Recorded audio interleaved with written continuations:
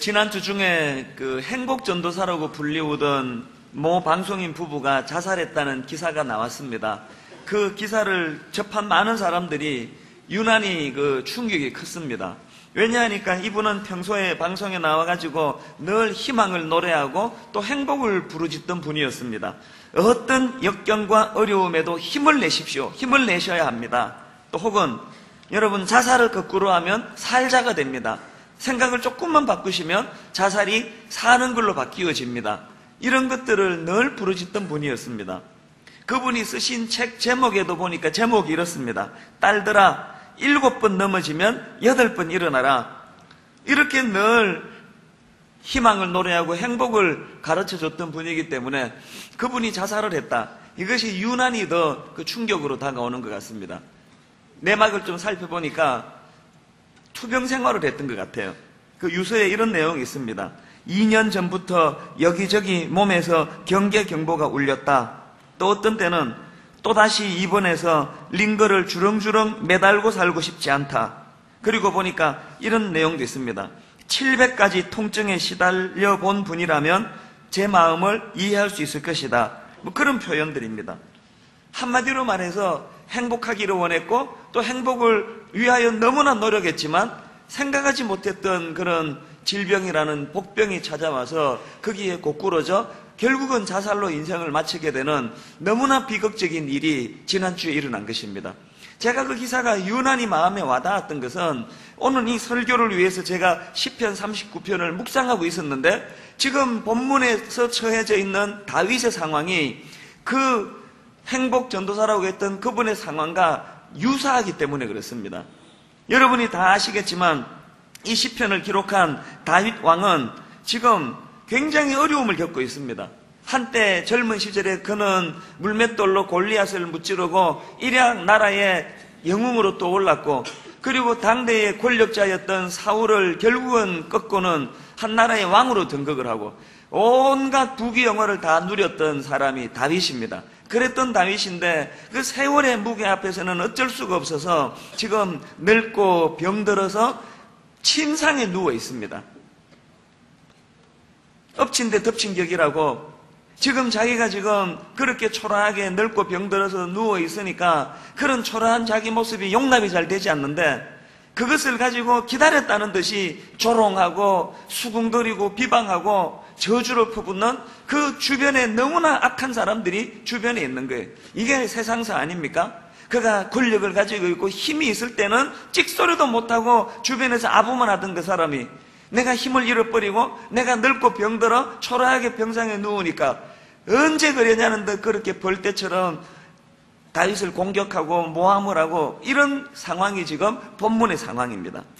그런데 제가 참 다윗을 귀하게 여기는 게 뭐냐면은 다윗은 이런 너무나 비참한 상황에서도 그것을 잘 헤쳐나가 이겨내고 있다는 사실입니다.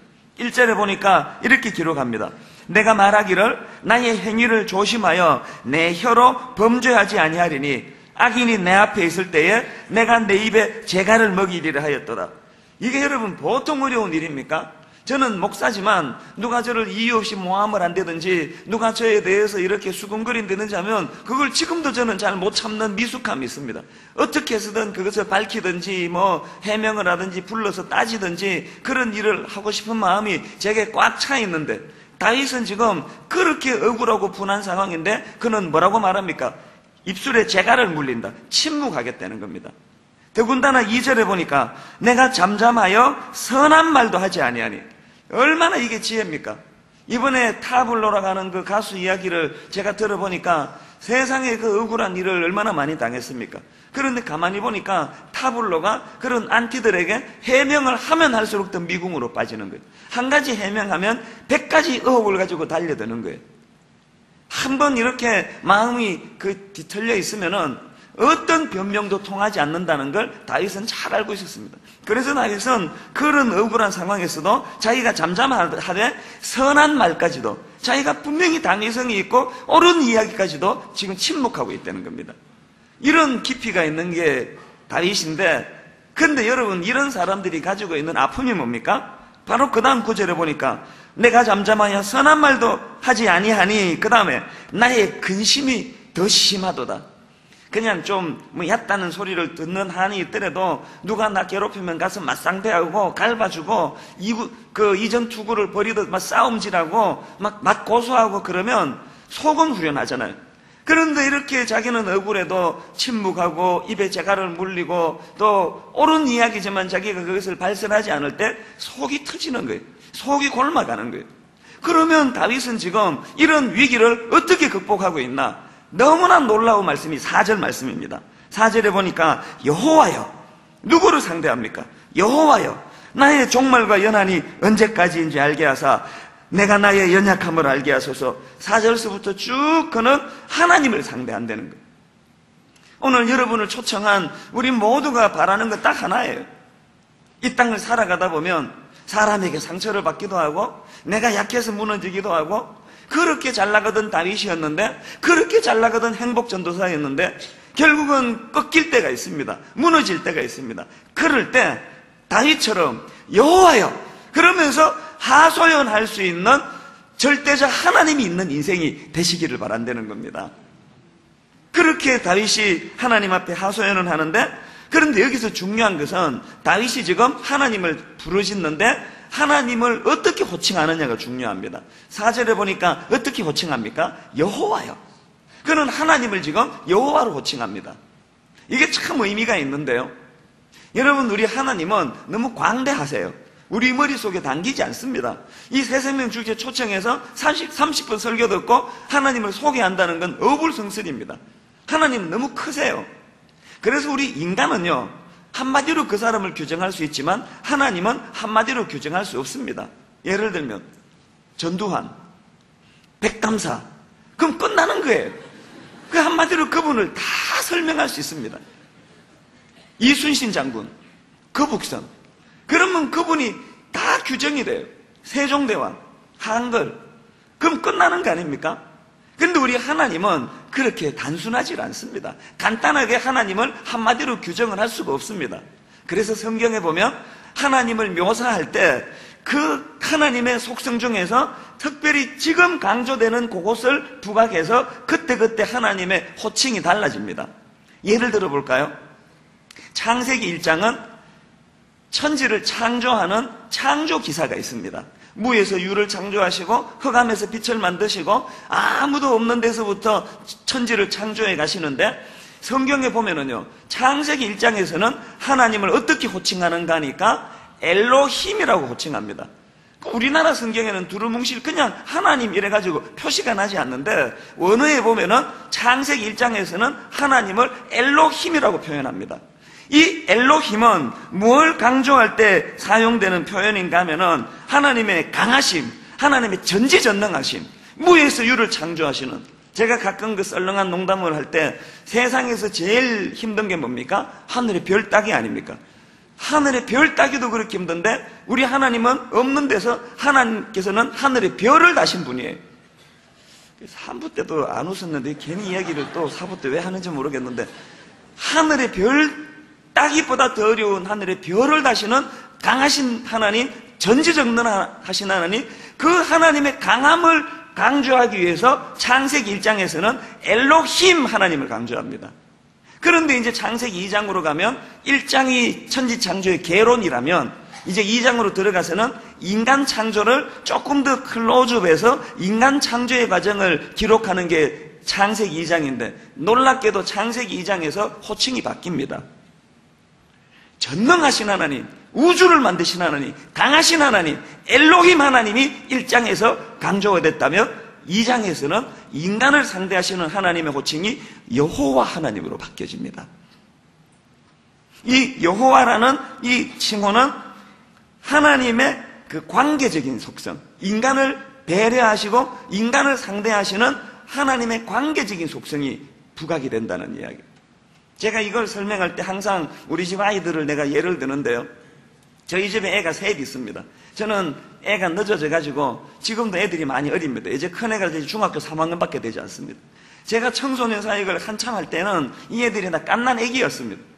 제가 바깥에 나가면은 중학생, 고등학생 수천 명씩 집회를 하고 1년에 열 몇 차례씩 그렇게 했는데 중학생, 고등학생들이 그냥 저에게 그냥 순종하고 꼼짝을 못하고 그러는데, 집에만 들어가면은 이 지방울 많은 것들이 초등학교 2학년, 3학년, 심지어는 막내는 4살밖에 안 됐는데, 이 인간들은 나를 우습게 보는 거예요.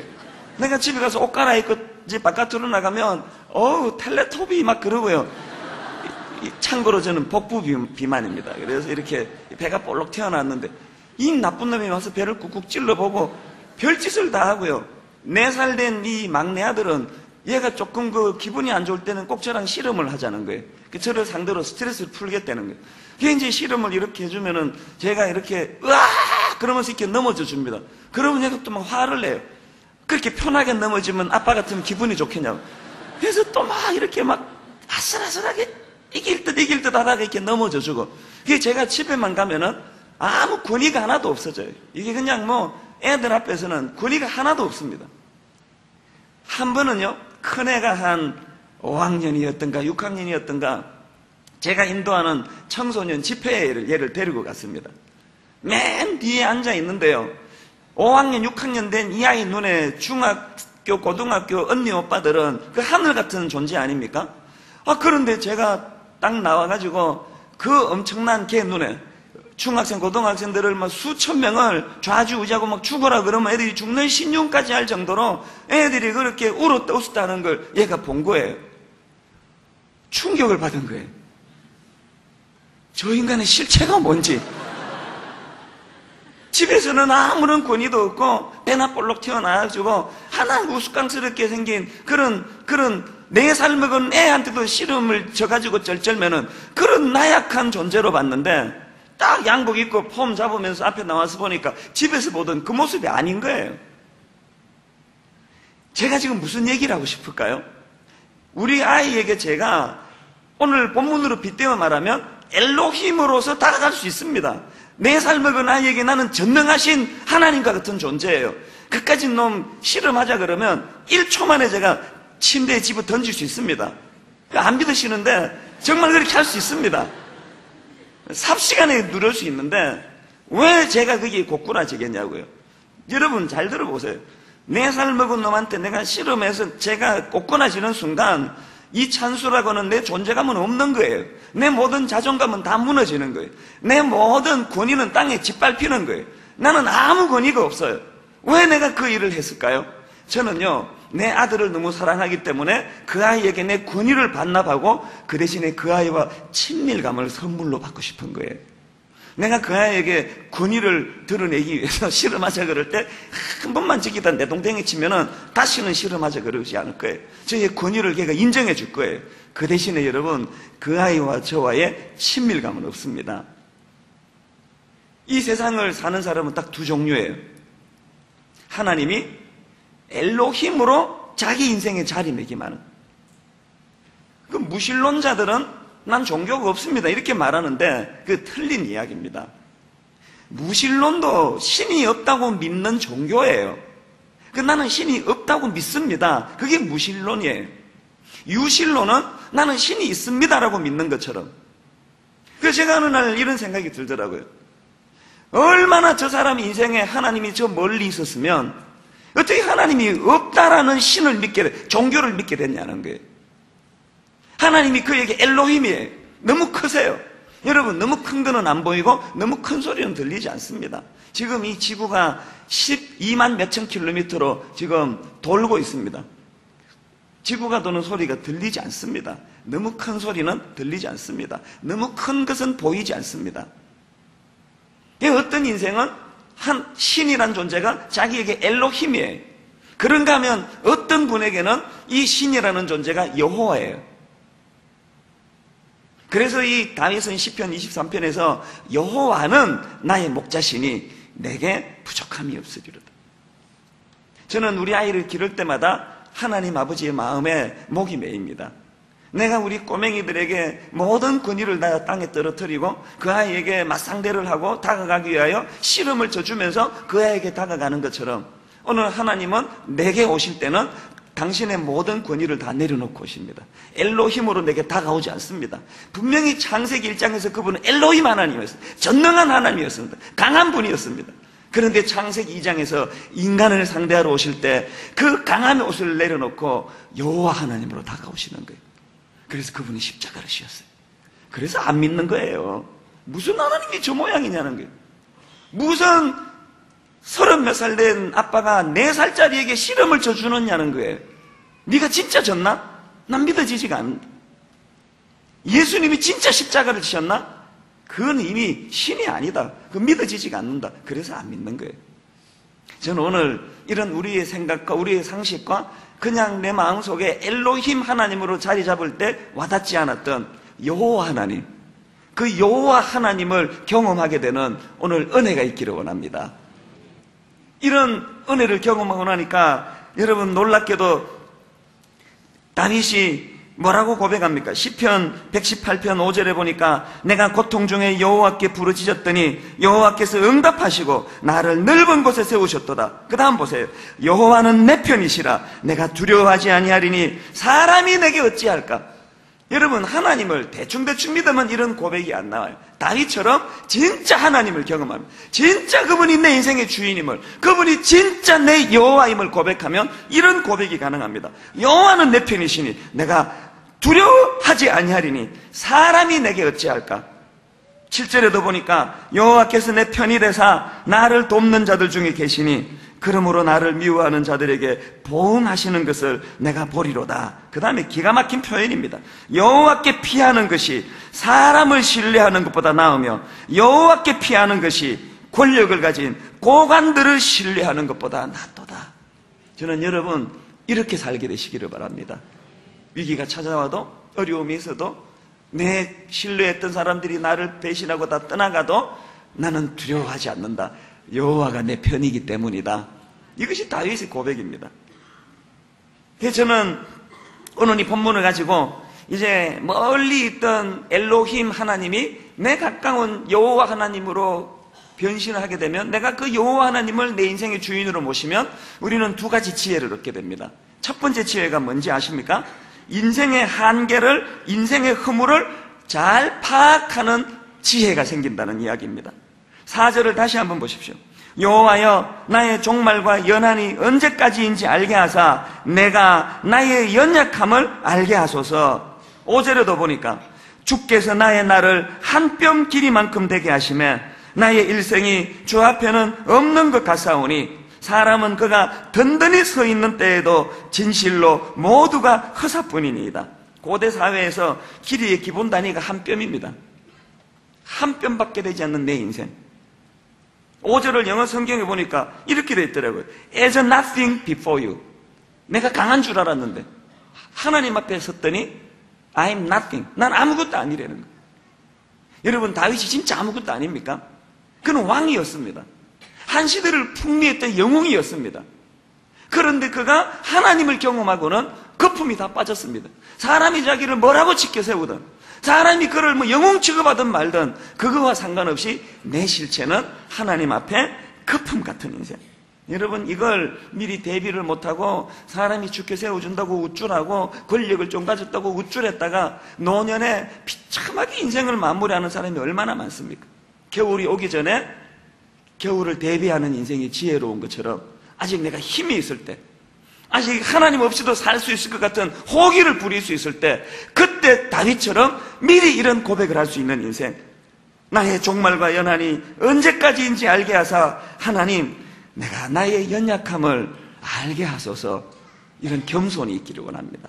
그렇기 때문에 지금 우리나라에 엉터리 크리스찬이 너무 많아요. 아니 기도를 그렇게 많이 하는데 어떻게 교만할 수가 있습니까? 아니 설교하는 목사라는데 어떻게 교만할 수가 있습니까? 그건 믿음이 없다는 소리예요. 아무리 큰 교회를 해도, 아무리 뭐 100평 아파트에 살아도 하나님 앞에서는 I'm nothing. 난 아무것도 아닙니다. 한 뼘밖에 되지 않습니다. 이런 자기 자신을 정확하게 아는 지혜가 필요하다는 거예요. 그래서 전도서 1장 2절에 보니까 솔로몬 왕도 똑같은 고백을 합니다. 전도자가 이르되 헛되고 헛되며 헛되고 헛되니 모든 것이 헛되도다. 해 아래에서 수고하는 모든 수고가 사람에게 무엇이 유익한가? 이걸요 다 말아먹고 지금 서울역 앞에서 신문지 듣고 자는 노숙자가 이렇게 고백하면 아이고 꼴 좋다. 그렇게 얘기하겠는데 놀랍게도 이 고백은 지금 한나라를 풍미하는 왕이 하는 이야기입니다. 모든 걸 다 누려놓고 모든 인간적인 부귀영화를 다 누려놓고 보니까 헛되되는 거예요. 그래서 여러분 야고보서 4장 14절에 보니까 내일 일을 너희가 알지 못하는도다. 너희 생명이 무엇이냐? 너희는 잠깐 보이다가 없어지는 안개니라. 하나님이 저를 얼마나 사랑하시는지 이걸 실물교육, 시청각 교육을 시켜주시느라고 오늘 보니까 나가는데 안개를 또 확 뿌려놓으셨더라고요. 아침에 한 6시 좀 넘어서 제가 집을 나오는데 막 안개가 얼마나 자욱한지요. 그 안개를 뚫고 교회에 왔습니다. 1부 예배 마치고 딱 보니까 안개가 싹 그쳤습니다. 그게 인생이라는 거예요. 안개가 아무리 자욱한들 잠깐 있다가 없어지는. 아침에 많은 교훈을 했습니다. 혹시 여러분 중에 제가 너무너무 꼴보기 싫은 분 계세요? 조금만 참으세요. 안개처럼 사라질 때가 올 줄 믿습니다. 문제는 자기도 사라지는 게 문제긴 하죠. 그게 인생이라는 거예요. 아둥바둥할 거 없습니다. 사극 보면은 그냥 권력을 탐하고 음모를 꾸미고 미워하고 분통을 터뜨리고 그 사람들 지금 뼈도 지금 없는데 말이에요. 이걸 미리 깨달아 아는 것이 하나님을 아는 자가 누리는 지혜라는 이야기입니다. 그런가 하면 두 번째로 더 놀라운 지혜가 뭡니까? 그 허물을 새로운 희망으로 승화시킬 줄 아는 지혜가 하나님을 여호와로 모신 자가 누리는 지혜라는 이야기입니다. 만약에 다윗이요 5절 6절까지만 인생의 허무만 노래하고 한 줌 그냥 안개 같은 존재다 그렇게 하고 시를 끝냈으면 그건 뭐하러 우리가 여기 와 있습니까? 다윗 왕의 위대함은 6절로서 자기 인생을 마무리 짓지 않습니다. 그렇게 허무가를 노래했던 6절까지 해서 그 6절을 7절로 반전을 시킵니다. 7절에 보니까 이렇게 그가 노래합니다. 그런 허무한 마음을 마음에 담고서 7절에서 이렇게 승화시킵니다. 주여 이제 내가 무엇을 바라리요? 나의 소망은 주께 있나이다. 여기 나오는 이 소망이라는 단어는요 히브리어 원문으로 보면 토에레트라는 단어입니다. 이 단어가 한 번 더 그 같은 어근이 쓰여진 게 바로 앞구절에 있는 시편 38편 15절인데 여호와여 내가 주를 바라사오니 내 주 하나님이 내게 응답하시리이다. 이때 주를 바라다 할 때 이 바라다가 다 단어가 같은 어원이에요. 이걸 제가 영어 성경 NIV를 보니까 I wait for you 이렇게 번역을 했더라고요. 이 무슨 말입니까? 주여 내가 무엇을 바라리요? 나의 소망은 주에 있나이다 할 때 이 소망이라는 것은 무슨 뜻입니까? 우리가 하나님께 소망을 둔다는 것은 내가 어려움에 처할 때, 내가 상처를 받을 때, 내게 실패가 다가왔을 때, 내게 눈물이 흐르는 좌절이 있을 때 그때 소망이 무엇 능력이에요? 그분이 일하실 때까지 기다릴 줄 아는 능력이에요. 내가 지금 초라한 자리에 빠졌는데 내가 지금 웅덩이에 갇혔는데 그럴 때 내가 하나님께 소망을 둔다는 것은 이제 이 어려운 현실을 참아내는 힘, 참아내는 능력 이게 소망입니다. 그러므로 잘 될 때 사업이 잘 되고 직장이 잘 되고 교회가 이렇게 불같이 일어날 때 믿음 그거 다 가짜예요. 그건 믿음이 아니에요. 그 점검할 수 없는 거예요. 그건 가짜일 수도 있고 진짜일 수 있습니다. 언제 믿음이 작동이 되느냐? 실패할 때, 상처받을 때, 좌절당할 때, 배신감을 느낄 때. 그래서 저는요 항상 저 자신을 이렇게 규정합니다. 저는 검증이 안 된 목사예요. 여러분이 저에게 속으시면 안 됩니다. 저는 검증이 안 된 목사예요. 한 번도 검증을 받아본 적이 없습니다. 어느 목사가 개척하고 8년 만에 교회가 이렇게 불같이 일어나는데 저처럼 할렐루야하고 싱글뭉글하고 다니지 않은 사람이 누가 있겠냐고요. 하나님 안 믿어도 이렇게 하고 살 수 있습니다. 저는 검증이 안 됐어요. 진짜 검증이 된 종들은요 조그마한 개척교회, 조그마한 시골교회 10년을 몸부림을 쳐도 사람이 그냥 10명, 20명 넘지 않는 그런 상황 속에서도 그가 하나님을 향한 소망을 가지고 오늘 시편 38편 15절에 나와 있는 말씀처럼 여호와여 내가 주를 바라사오니 또 본문 7절에 있는 말씀처럼 주여 이제 내가 무엇을 바라리요? 나의 소망은 주께 있나이다. 하나님께 소망을 두고 이렇게 현실은 어려운데 이렇게 현실은 절망적인데 그런 상황에서도 주님이 일하실 때까지 기다릴 줄 아는 힘, 이 어려운 현실을 참아내는 힘을 가지고 있는 그것, 이게 바로 신앙이라는 사실입니다. 오늘 여러분을 우리가 초청한 것은 여러분이 지금 다 죽어갈 것 같아서 초청한 거 아니에요. 여러분 지금 너무 강하세요. 여러분 능력이 있으세요. 그래서 하나님 없이도 잘 사실 분들이에요. 지금은 하나님이 보이지 않아도 상관이 없습니다만 여러분 그 행복전도사처럼 반드시 인생의 위기는 찾아옵니다. 반드시 여러분 늙고 병드는 날이 찾아옵니다. 내가 강할 때는 움츠리고 있던 내 대적하는 사람들이 나를 조롱하는 그날은 반드시 찾아옵니다. 그때 필요한 것이 믿음의 힘이라는 사실입니다. 저는 이 두 가지 놀라운 소망이요, 참 내가 보잘것없는 존재구나, 교만하지 않는 나를 발견할 줄 아는 지혜, 그런가 하면은 이 연약한 나를 소망으로 승화시킬 줄 아는 지혜, 이 두 가지를 선물로 얻는 인생 되시기를 바랍니다. 그러기 위해서는 엘로힘 하나님으로는 안 됩니다. 멀리 계시는 하나님으로는 안 됩니다. 그 하나님을 내 여호와 하나님으로, 내 아빠, 아버지. 그래서 오늘 설교를 길게 할 생각이 없습니다. 오늘 공연이 하나 준비가 되어 있는데요, 참 놀랐습니다. 모래를 가지고요, 얼마나 아름다운 작품을 만드는데 이렇게 천지 창조하시는 하나님의 과정과 노아의 방주와 또 성경 곳곳을 그 모래로 이렇게 표현하는 걸 아까도 우리가 보았는데 이제 곧 보게 될 것입니다. 이제 마지막 한마디만 드리고 말씀을 마무리하겠습니다. 여러분, 우리가 언제 하나님을 부를 수 있는지 아십니까? 창세기 4장 26절에 이런 말씀이 있습니다. 셋도 아들을 낳고 그의 이름을 에노스라 하였으며 그때에 사람들이 비로소 여호와의 이름을 불렀더라. 에노스는 히브리어로 죽을 수밖에 없는 존재라는 뜻입니다. 그러니까 이 말씀이 무슨 의미일까요? 제가 의역을 해서 다시 읽어드리겠습니다.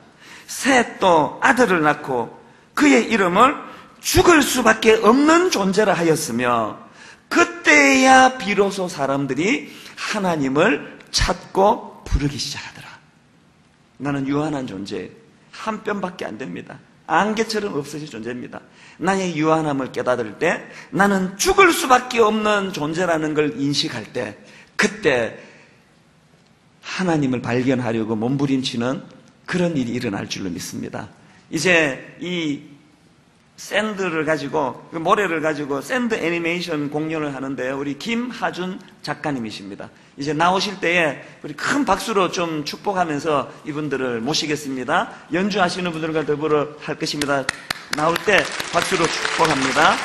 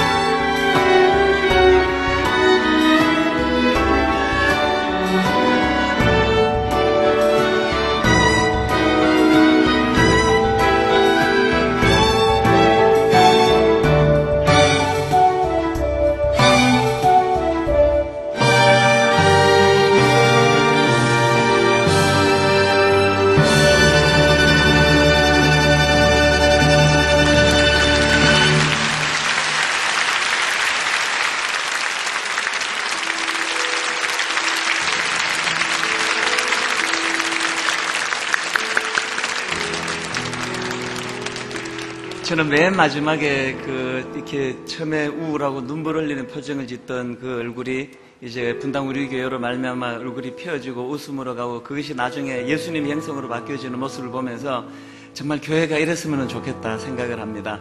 이제 오늘 말씀을 생각하시면서 함께 찬양하실 텐데요. 아바 아버지, 아바 아버지. 아바라는 말은 아람으로 우리말로 아빠라는 뜻입니다. 그 어감이 비슷한데 멀리 계셨던 엘로힘 하나님을 감히 우리가 아빠 아버지라고 부를 수 있는 권한을 주셨는데 그 일을 위하여 예수님이 십자가를 지셨습니다. 우리 가사를 생각하시면서 함께 찬양하십니다. 아바 아버지, 아바 아버지. 아바 아버지, 아바 아버지. 나를 안으시고 바라보시는 아바 아버지, 아바 아버지, 아바 아버지, 아바 아버지. 나를 도우시고 힘주시는 아버지. 그 하나님 내게 어떤 분이십니까? 주는 내 마음을 고치시고, 주는 내 마음을 고치시고, 볼 수 없는 상처 만지시네. 멀리 계시는 엘로힘 하나님 아니에요. 나를 아시고 나를 이해하시네. 내 영혼 새롭게 세우시네. 우리 모두 다 자리에서 일어나셔서 다시 한번 이렇게 고백합니다. 주는 내 마음을 고치시고,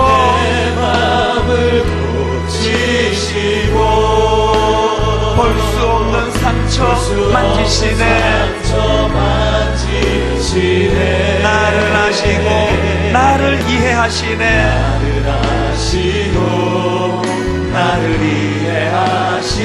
내 영혼 새롭게 세우시네.